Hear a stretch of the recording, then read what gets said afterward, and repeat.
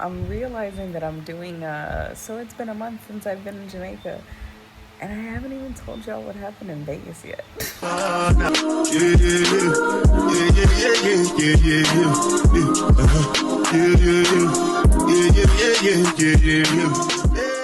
Typical me. But yeah, so I've been not in Vegas for over a month now, and leaving was the best fucking decision I've ever made in my entire life. I ain't about to create no beef. I ain't got no beef. You You don't gonna want ignore no the beef, beef? bitch. Going there was probably the worst decision I ever made in my life, and leaving was the best. Ain't that some shit? There's a long story time for that. Let's start at the beginning. So everybody knows I've always hated Vegas. It hasn't been the place for me. You know, I've said that over and over the course of the years that I've been going to Vegas. I don't gamble. I don't really drink. I don't take shits outside of buildings. Let's see. I don't like follow people in cars. What else happened? I don't stick people up. I don't, you know, there's so many things. So many things. And I don't do any of that shit. So I should have known before I went. But no, essentially I got there and things that I thought were gonna happen weren't really happening. And then it just became like draining, like completely draining. I could not leave my apartment. I stayed at the Eli, first of all. Eli on Fremont. So I was right in the shit, but I'm used to being right in the shit. I lived in Chicago for 42 years. I am from Chicago. I thought I was ready for anything. When I tell you, I'm not even gonna talk about the whole story yet. And let me just tell you, I called up Tiff one night and I said, hey, I'm only gonna be here for another few weeks or whatever. I need to leave. I can't do this shit. Let's smoke a blunt. Come by the house, pick me up, whatever, right? We'll go get in and out and whatever. So we do just that. That whole day, man. So we go to In and Out. We're eating, whatever. We go to Cookies on the Strip, right? So she waits outside. She's parked right next to Cookies. I go inside. Mind you, there's this chick who's falling all over the fucking place drunk, right? Every reason why I don't even want to be in that city anymore. So she's falling all around. The dudes that she's with are drunk, whatever. She comes in, puts her bag like on the register, like knocking half of their shit down, like all this stuff. Then she goes to the bathroom, don't even really shut the door, whatever. So I'm just ordering my stuff, and I end up getting my stuff finally, and I go out to the car with Tiff, and I could see something on her face, ain't right? I open the car door, and she's like, bitch, I was about to motherfucking whatever, telling me this story how this lady had the nerve to open the car door and was about to get in the car. And Tiff's like, I'm not the one. I'm not the one. She's telling her boyfriend, like, you better get this bitch out the car because, like, you can't just pop in people's car like that and whatever. Rightfully so. Then we get to my apartment. We're parked across the street from my building. Peep somebody in her rear view. Okay, I'm still fucking shaking. It's like, it literally just happened. I peep somebody in her rear view mirror coming up like real close to the car. And then I'm like, Tiff, peep this dude coming, peep this dude coming. And I start reaching for whatever I had, right? I don't think she heard me. So she hears him say something. Her window's like open a little bit. She hears him say something and she freaks the fuck out because she didn't hear me saying, watch this dude, watch this dude. Mind you, he's like this, in her window. And she's trying to like close it and it won't close. And she's trying to close it and he keeps on trying. She screams and she tells him, like, you don't just come up on somebody's, y'all know how Tiff is.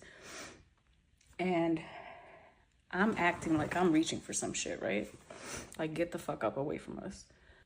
So he walks up to that car. I don't know if there was nobody in it, whatever, but then he walks across this way because there's some people. He asks them some shit, follows them a little bit, whatever. And then I see him coming back to the fucking car. Man, fuck this shit. Like, because it's like, why are you coming back, bro? So she's screaming at him. She ain't got the window open, nothing like that. She's screaming at him. Then he starts just fucking like not leaving. Everybody and their mother heard us. Probably gonna end up on somebody's fucking cameras and shit. But after telling us he was gonna pop us and whatever else, he walked away because he realized that we were not the ones. So I get into my apartment, whatever, and I was telling one of my neighbors a story, and they're like, "Oh, well, yeah, like 2 days ago, there was gunshots that went up into a fifth floor apartment." And I'm like, "Oh, that's great, cause didn't get an email about that shit. We get an email every day at that time that the elevator wasn't working or that this door's not working or whatever the case may be, but not about gunshots. Also, not about the girl that got mugged right outside of the apartment building." And then on top of that, there was a girl who lost her life a few weeks before I left, 3 blocks away. Also, not much known about. I mean, it was like on the local news for a few days, I feel, maybe a week, but like to Google search it, like you really couldn't find any information about it and stuff. So I started doing my thinking and I was like, wow, that's fucking crazy because like all this shit that's been happening, mind you, I was there 8 months. Personally, I went through about 9 different unsafe situations, okay? Including 2 almost attacks. One of them was an actual, like, dude just grabbed my ass at the bus stop. Yes, that motherfucker almost got pushed into traffic by yours truly. But yeah, so like literally in 8 months, at least 9 different situations with me, not including all those situations I just mentioned and the ones that I still haven't even told you about, like that parking lot we were talking. Me and my other personalities, I don't fucking know. But the parking lot that I was telling you about earlier, that like 2 weeks before I left, maybe 3 weeks, 18 cars got broken into one night.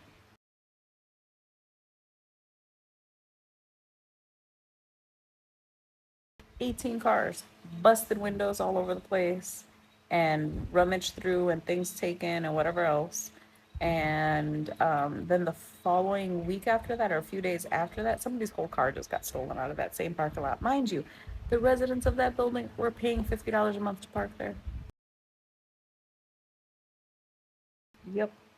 So I was done there, and that's kind of the gist of what happened there.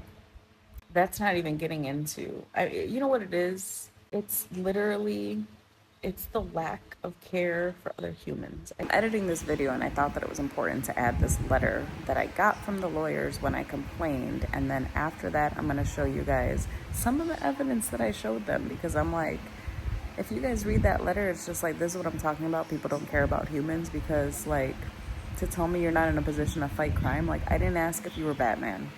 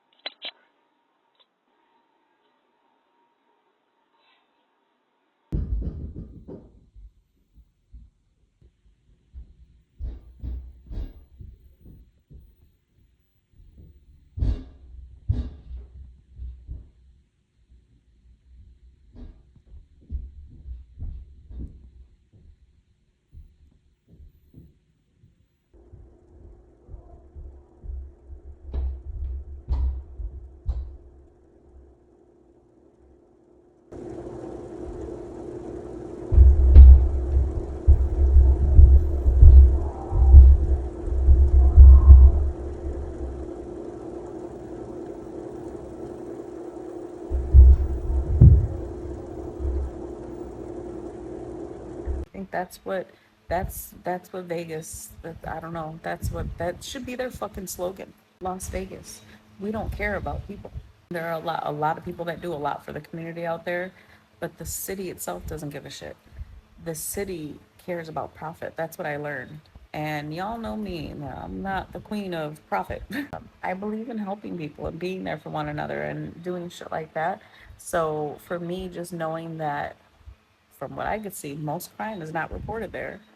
And from what I could see, they don't give a shit about people because, like, that's just my opinion, and that's just what I'm gonna stick to. So I had to leave that motherfucking hellhole. That's why it's so motherfucking hot there. This is the devil.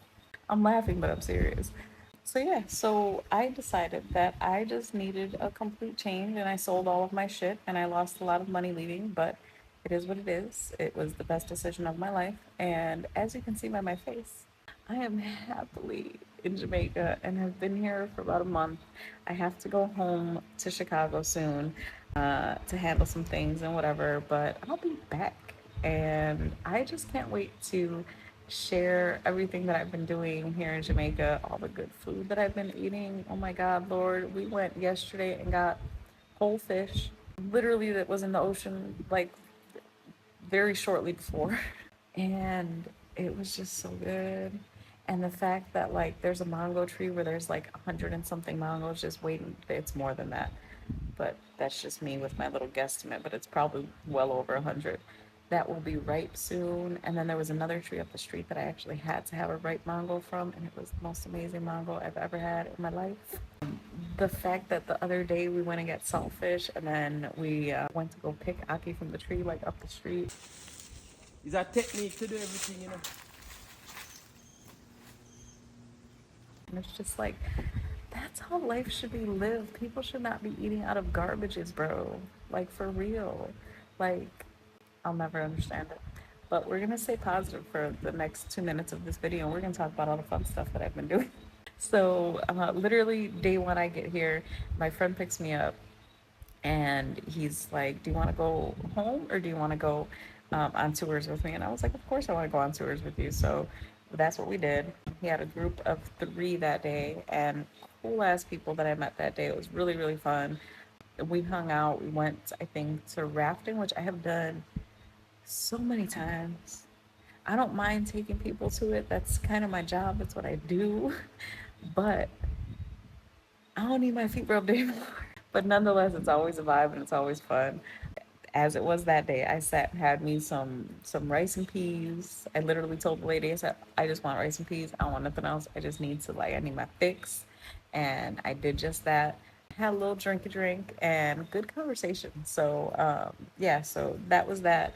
And then I ended up coming here probably about 9 o'clock at night. And the funniest part about it is my friend didn't really know. I had told him last time I was here, like, hey, I wanna be there and I wanna like rent a place, like kind of, long term. So he had reached out to a friend of his, and I had only met that friend like over the phone. And so I get to the place and we're driving, and then my friend's like, double check that he gave you the right address or call him, or because I don't see the place. And because all we see in front of us is like a dirt, like a a back road pretty much. And he's just like, oh. And I was like, this is so perfect. You don't understand. I'm over here like super excited about the situation. He's over here like, what did I just set you up for? So anyway, the house was only like another maybe 10 feet up the street or 20 feet up the street. So we drive up, his friend comes to meet us, and then we walk in, I can't remember, or we just walked straight through the backyard and came to the backyard. And I was like, this is where I'm gonna live.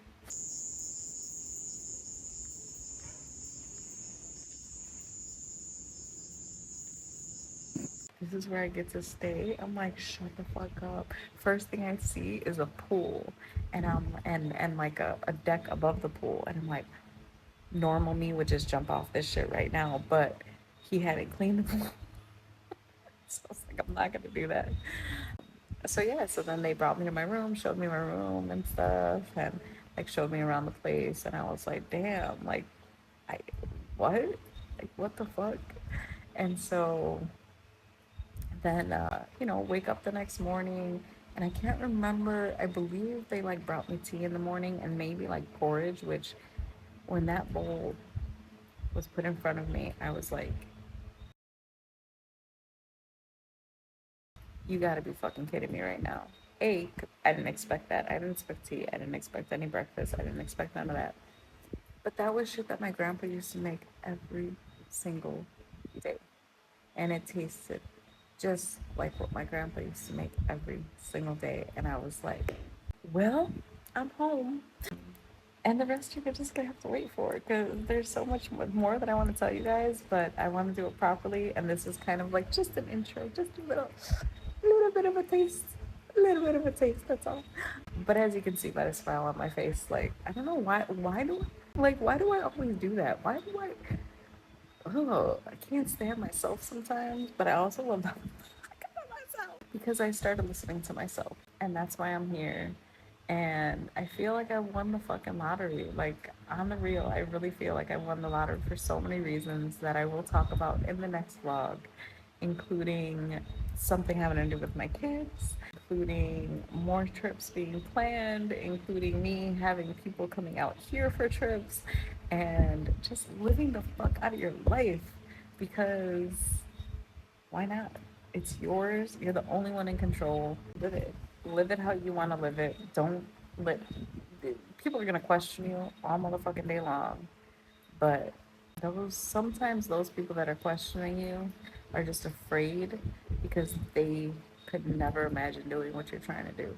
And sometimes those are the best decisions ever. So think about that, and I'll see you on the next vlog. I love you guys.